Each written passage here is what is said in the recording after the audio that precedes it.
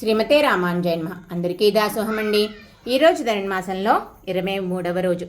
ఈరోజు పాసనంలో గోపికలు ఒక సింహంలా నీ భవనం నుండి బయటకు వేయించేసి లోకోత్తరమైన సింహాసనాన్ని అధిష్ఠించి మేము వచ్చిన కార్యాన్ని తెలుసుకోవలసిందిగా ప్రార్థిస్తున్నారు. గోపికలు పరమాత్మ నడక సౌందర్యాన్ని సేవించుకోవాలి అనుకుంటున్నారు. విష్ణు సహస్రనామంలో చెప్పినట్లు చతుర్గతి. పరమాత్మ నడకలలో 4 రకములైన విశేషాలు ఉంటాయి. ఆయన నడకలో గజం వలె హుందాతనం, సింహం వలె వీరత్వం, వృషభం వలె గర్వం, శార్దూలం వలె క్రోధం కలిగి ఉంటాడు ఆయన నడకలలో.